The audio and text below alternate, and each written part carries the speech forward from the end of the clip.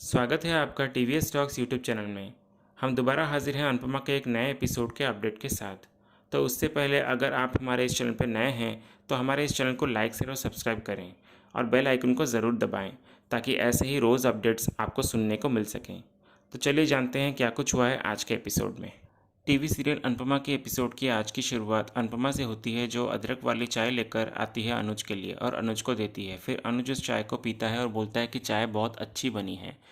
फिर अनुज अनुपमा को ये बोलता है कि तुमने कभी ये गौर किया है कि हम पहले बाहर जाके अलग अलग स्टॉल पर चाय पीते थे और अब हम तुम्हारे स्टॉल पे चाय पी रहे हैं। फिर अनुपमा ये बोलती है कि हाँ हाँ सही कहा आपने। फिर अनुपमा अनुज को अचानक घूरती है, तभी अनुज ये पूछता है कि क्या देख रही हो। फिर अनुपमा ये कहती है कि मैं ये देख रही हूँ कि अंकुश भाई और बरखा भाभी ने धोखे से आपसे आपका सब कुछ छीन लिया, लेकिन आपका हौसला नहीं छीन पाए वो लोग। फिर अनुज ये बोलता है कि कैसे छीनते, अनुज का हौसला तो तुम हो ना, तुम मेरे पास जो हो तो मेरा हौसला कैसे टूट सकता है। फिर अनुज सोच में पड़ जाता है तो अनुपमा उससे पूछती है कि आप क्या सोच रहे हैं। फिर अनुज ये बोलता है कि मैं सोच रहा था कि भाई और भाभी से लड़ने के लिए हमें कोर्ट में एक अच्छा लॉयर चाहिए होगा जो बहुत ही अनुभवी हो, क्योंकि हमारी कंपनी बहुत बड़ी है और नाम बहुत बड़ा है और इसके लिए हमें पैसे भी चाहिए होंगे, क्योंकि बड़े बड़े लॉयर्स की फ़ीस बहुत हाई होती है और हमारे हालात तो इस वक्त ऐसे नहीं है कि हम इतना खर्चा कर सकें। फिर अनुपमा ये बोलती है कि अनुज जी, हमें कोई बड़ा लॉयर नहीं चाहिए, बल्कि हमें एक ऐसा लॉयर चाहिए जिसे पैसे की नहीं मौके की ज़रूरत हो। और आपने हमेशा नए नए लोगों को काम दिया है, कॉलेज के फ्रेशर्स लोगों को जॉब भी दिया है। फिर अनुज ये बोलता है कि तुम सही कह रही हो, ये जो नए लोग होते हैं ना, इनके अंदर एक जज्बा होता है खुद को साबित करने के लिए। तभी अनुपमा बोलती है कि इसीलिए हमें एक ऐसा ही लॉयर चाहिए जिसने अभी अभी अपनी लॉयर की पढ़ाई की हो। अनुज फिर ये कहता है कि इतना अच्छा आइडिया देने के लिए थैंक यू अनु। फिर अगले सीन में हमें यह दिखाया जाता है कि खाने की टेबल पे बा बैठ रही होती है, तभी उनके घुटने में दर्द होता है। तभी तोशु बा को देखकर ये बोलता है कि आपसे चलना फिरना तो कभी होता नहीं, सिर्फ टीवी के सामने पूरे दिन बैठोगी तो यही हाल होगा ना, इंसान को थोड़ा एक्टिव होना चाहिए बा। तभी बा ये बोलती है कि तुझसे ज़्यादा एक्टिव हूँ मैं, पूरा दिन बच्चों के पीछे भागती हूँ उनको खाना खिलाने के लिए। तभी किंजल भी ये बोलती है कि सबसे ज़्यादा भाग दौड़ तो बा ही करती है, इसलिए उनके घुटनों में दर्द होते हैं। तभी मीनू भी ये बोलती है कि बा की उम्र भी हो गई है ना, इसलिए ज़्यादा दर्द होता होगा। और मीनू बा को ये बोलती है कि बा आप चिंता मत कीजिए, आपको मैं एक पेन किलर दूंगी, उससे फिर आपको बिल्कुल आराम मिल जाएगा। फिर बा तोशु को ये बोलती है कि जब बूढ़ा होगा ना, तुझ पे ये सब बीतेगी तो तब तुझे पता चलेगा। तभी किंजल अचानक माही और ईशानी को ढूंढती है। तभी बाकी बच्चे ये कहते हैं कि ईशानी तो ट्यूशन गई है और माही का तो हमें पता नहीं वो कहाँ गई है। बा ये बोलती है कि पता नहीं का क्या मतलब, माही तुम लोगों के साथ ही थी ना। फिर बच्चे ये बोलते हैं कि नहीं नहीं, सुबह से वो हमें दिखी ही नहीं।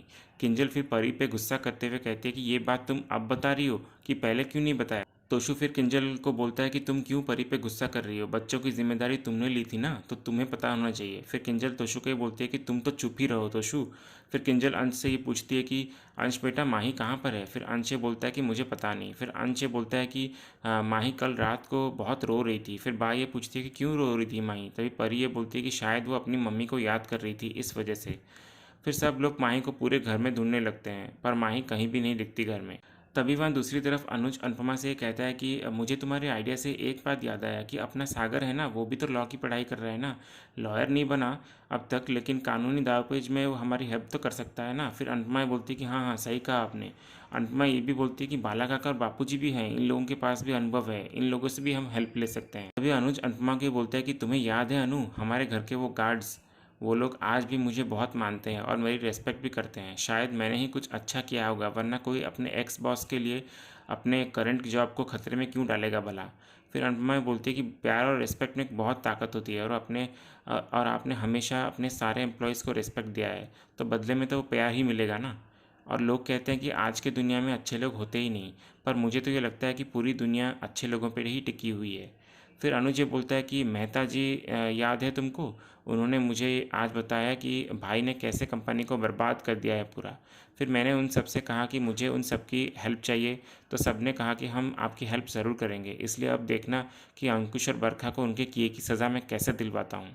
फिर अनुज मजाक करते हुए अनुपमा से कहता है कि रही बात तुम्हारी इस अदरक वाली चाय की, तो इसके पैसे तुम अपने खाते में लिख देना। फिर अनुपमा ही बोलती है कि आप ही ने कहा था ना कि आज नगद और कल उधार, तभी अनुज ये बोलता है कि हाँ हाँ मैंने तो कहा था। ये बोलकर अनुज अनुपमा को पैसे देने वाला होता है। तभी अनुपमा बोलती है कि नहीं नहीं ये आप क्या कर रहे हैं, मैं तो मजाक कर रही थी।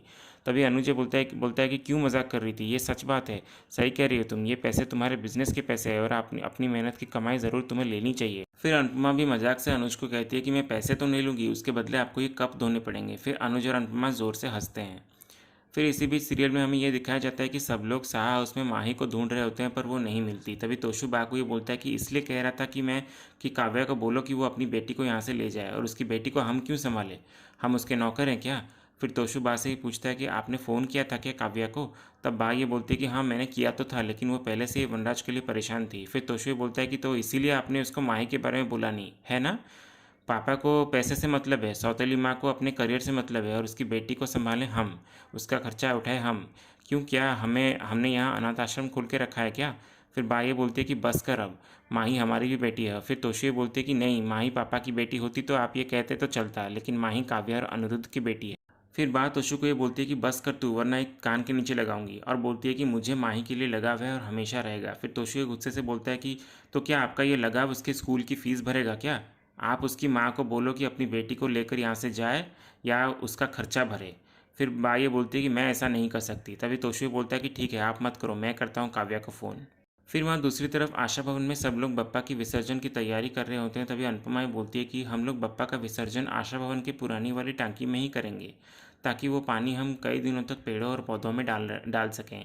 तभी अनुज ये बोलता है कि हाँ बिल्कुल सही कह रही हो अनु, और मुझे ये समझ नहीं आता कि लोग समझते क्यों नहीं हैं। अगर हम त्यौहार को इको फ्रेंडली बनाना चाहें तो उससे किसी भी फेस्टिवल की अहमियत थोड़ी ना कम हो जाती है।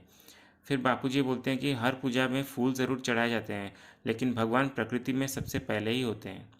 तभी आद्या आकर अनुपमा और अनुज से पूछती है कि विसर्जन की तैयारी सब हो गई है ना। तभी अनुज ये बोलता है कि हाँ हाँ सब तैयारी हो गई। फिर वहाँ आशावन का ओनर हार्दिक अपने आदमी के साथ आता है और कहता है कि आप लोग बप्पा के साथ अपनी प्रस्थान की भी तैयारी कर लीजिए। फिर आद्या नंदिता से पूछती है कि ये लोग कौन है। फिर नंदिता ये बोलती है कि ये लोग आशावन के ओनर हैं, स्वर्गीय आशा आंटी के बेटे हार्दिक। फिर हार्दिक अनुपमा से ये कहता है कि बप्पा आप सब पर ऐसे ही आशीर्वाद बनाए रखें, क्योंकि आशावन से निकलने के बाद आपको बप्पा के आशीर्वाद की बहुत ज़रूरत पड़ने वाली है। फिर आद्या तब ये कहती है कि हम आशावन से क्यों निकलेंगे। फिर हार्दिक ये बोलता है कि आशावन अब रहेगा ही नहीं, तो तुम लोगों को यहाँ से निकलना ही पड़ेगा।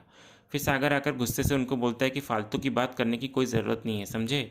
फिर हार्दिक का आदमी सागर से ये कहता है कि तमीज़ से बात कर, ऑटो वाले। फिर सागर ये बोलता है कि अब तक तुमने बदतमीज़ी मेरी देखी कहाँ है। फिर वो लोग ये बोलते हैं कि अब तक तो हम अच्छे से पेश आए हैं, वरना तुम सब आशा भवन के बाहर होते अपने सामान के साथ। फिर सागर ये बोलता है कि तू हमें बाहर निकालेगा, मैं भी देखता हूँ तू कैसे निकालेगा हमें। तभी सागर उनसे हाथापाई करने वाला होता है। तभी अनुपमा सागर को रोक देती है और हार्दिक से कहती है कि आपका इन सब बातों का क्या मतलब है। फिर हार्दिक ये बोलता है कि मेरी माँ सठिया गई थी जो एक अच्छी प्रॉपर्टी को एक अनाथ आश्रम में दान करके चली गई। अनुपमा तब ये बोलती है कि ये अनाथ आश्रम नहीं है, ये आशा भवन है, क्योंकि इस आशा भवन में एक फैमिली रहता है और जहाँ फैमिली होता है ना वहाँ कोई अनाथ और बेसहारा नहीं होता है। और ये सारी बातें आपको आपके समझ के बाहर ही हैं। फिर हार्दिक ये बोलता है कि मुझे वैसे भी इन सब बातों को समझना नहीं है, क्योंकि मैं यहाँ सिर्फ समझाने आया हूँ कि जल्द से जल्द आप लोग प्रॉपर्टी का टैक्स भर दो, वरना आशा भवन को आपको खाली करना होगा। ये आखिरी वार्निंग दे रहा हूँ मैं आपको। फिर अनुपमा बोलती है कि ठीक है हम जल्द से जल्द टैक्स भर देंगे, आपको उसकी फ़िक्र करने की कोई ज़रूरत नहीं है। आज हमारे बप्पा का विसर्जन है तो इन सब के बारे में हम बाद में भी बात कर सकते हैं। फिर अनुपमा ज़बरदस्ती हार्दिक को प्रसाद खिला देती है और बोलती है कि बप्पा के पंडाल पे आए हैं आप लोग, तो बिना प्रसाद खाए कैसे जा सकते हैं, इसलिए जाने से पहले प्रसाद खाना तो बनता ही है। और आशा भवन हमारा घर है और हमारा घर हमें बहुत प्यारा है, तो चाहे कुछ भी हो जाए हम हमारे घर को इतनी आसानी से जाने नहीं देंगे। फिर हार्दिक ये बोलता है कि देखते हैं क्या होता है, ये बोलकर वहाँ से वो चला जाता है। फिर सीरियल में आगे हमें ये दिखाया जाता है कि तोशु काव्या को फ़ोन करके ये बोलता है कि ऐसा क्या काम है आपका वहाँ जो आप महीनों से घर नहीं आ रही हैं, आप यहाँ वापस आइए और अपनी बेटी को लेकर जाइए, क्योंकि मैं उसकी रिस्पॉन्सिबिलिटी अब नहीं उठा सकता। फिर काव्या बिना कुछ कहे बिना कुछ सुने तोशु का फ़ोन काट देती है। तोशु फिर बा से ये कहता है कि ये कैसी माँ है जिसे अपनी बच्ची की ही नहीं पड़ी। फिर बा भी ये बोलती है कि तू कैसा है जो अपने फैमिली से खाने पीने के लिए पैसे मांगता है। तभी अचानक माही घर आ जाती है और किंजल उसे देखकर उसके पास जाती है और पूछती है कि कहाँ थी बेटा आप।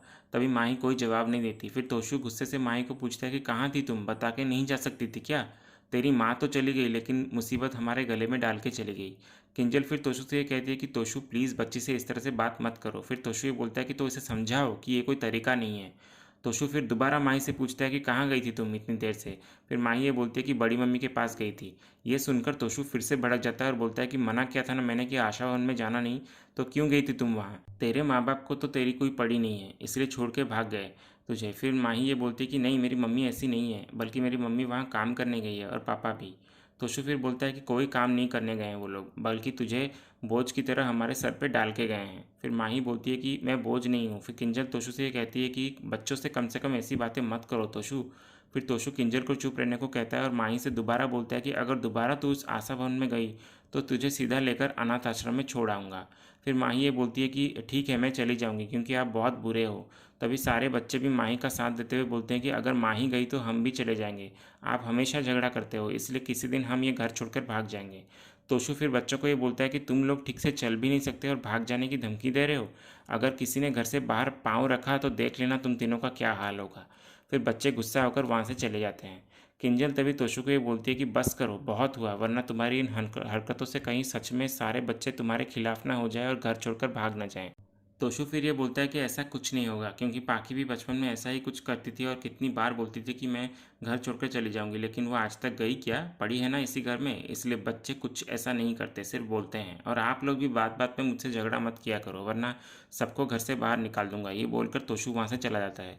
फिर दूसरी तरफ वहाँ नंदिता रोते हुए अनुपमा से कहती है कि अगर ये आशावान नहीं रहेगा तो मैं कहाँ जाऊँगी मेरी छोटी सी बच्ची को लेकर। अनुपमा फिर नंदिता और सारे लोगों को समझाते हुए कहती है कि क्या हो गया आप लोगों को, क्यों दुखी हो रहे हो?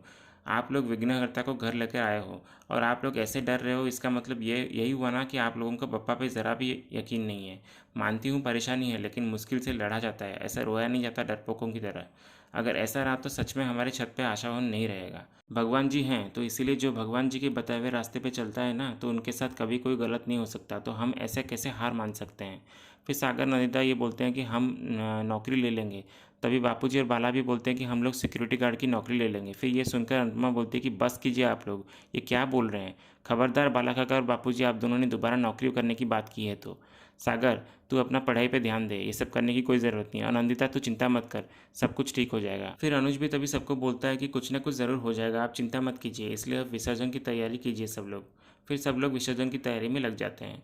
फिर अनुज जाकर अनुपमा से ये कहता है कि मैंने कहा तो था कि आशावान की रिस्पॉन्सिबिलिटी तुम्हारी अकेले की नहीं है, मेरी भी है, और मैं तुम्हारी हेल्प भी करना चाहता हूँ, पर मुझे थोड़े टाइम की ज़रूरत पड़ेगी, इसलिए सॉरी, मैं हेल्प नहीं कर पा रहा हूँ। अनुपमा फिर ये बोलते हैं कि क्यों सॉरी बोल रहे हैं आप, आपने कहा था ना कि अब से हर लड़ाई हम दोनों मिलकर लड़ेंगे। तो हमें आशावान को बचाना भी है और अंकुश भाई से आपका छिना हुआ हक भी वापस लेना है। लड़ाइयाँ दो हैं पर हम अकेले नहीं हैं, हम भी साथ हैं और सबके सब हमारे साथ हैं, इसलिए मिलकर लड़ेंगे और जीतेंगे ज़रूर। फिर तभी अगले सीन में ये दिखाया जाता है कि हार्दिक अपने आदमी से ये कहते हुए जा रहा होता है कि वनराज एक नंबर का धोखेबाज निकला, अब काम का टाइम आया तो दुम दबाकर भाग गया। तभी हार्दिक की नज़र अचानक तोशु पे पड़ती है और वो आकर तोशु से ये पूछता है कि तेरा बाप का कुछ पता चला क्या। तोशु फिर उनको ये बोलता है कि आपको मेरे बाप से क्या मतलब। फिर हार्दिक ये बोलता है कि तेरा बाप मुझसे आशा भवन की डील कराना चाहता था वीरानी बिल्डर के साथ, और उसके चक्कर में मैंने दूसरे बिल्डर्स को मना कर दिया। तब मुझे क्या पता था कि वो एक नंबर का फ्रॉड आदमी है। तोशु तभी उनको ये बोलता है कि पापा को भूल जाओ और आपकी डील अब मैं कराऊंगा, और मैं मिस्टर वीरानी को पर्सनली जानता हूँ, और आप लोग अगर चाहें तो आपका काम मैं करवा सकता हूँ। मुझे इस आशा भवन को यहाँ से बाहर फेंकना है, जैसे मेरे बाप भाग गया वैसे मैं भी ये चाहता हूँ कि मेरी माँ भी मेरी नज़रों से दूर हो जाए। तभी हार्दिक तोशु को ये बोलता है कि ठीक है, अगर तुम यही चाहते हो तो ये कोशिश भी कर लो। फिर शाह उसके सारे बच्चे दुखी होकर अनुपमा से पूछते हैं और बोलते हैं कि विसर्जन क्यों करते हैं दादी, और हम नहीं चाहते कि बप्पा अभी चले जाएं। फिर अनुपमा उन बच्चों को समझाते हुए कहते हैं कि अगर बप्पा जाएंगे नहीं तो अगले साल आएंगे कैसे, और उन्हें भी तो अपने माँ पापा की याद आती है ना। और उन्हें ऐसे रोते रोते विदा नहीं करते, बल्कि उन्हें खुशी खुशी विदा करते हैं, क्योंकि बच्चे रोते हैं तो बप्पा भी रोते हैं, इसलिए हंसते हंसते बप्पा को अच्छे से विदा करो। फिर बा और बापूजी भी बोलते हैं कि बच्चों को क्या ही समझाएं, हम बड़ों को भी तो बप्पा के जाने का दुख हो रहा है, और ऐसा लग रहा है जैसे घर का ही कोई सदस्य एक साल के लिए घर से बाहर जा रहा है। फिर तभी अनुपमा और अनुज मिलकर खुशी से बप्पा का विसर्जन करते हैं। इसी के साथ आज का ये एपिसोड ख़त्म होता है। ये था अनुपमा के आज के शनिवार वाले एपिसोड का अपडेट। ऐसे ही और लेटेस्ट अपडेट जानने के लिए हमारे इस चैनल से जुड़े रहिए। हम मिलते हैं नेक्स्ट एपिसोड के साथ। धन्यवाद।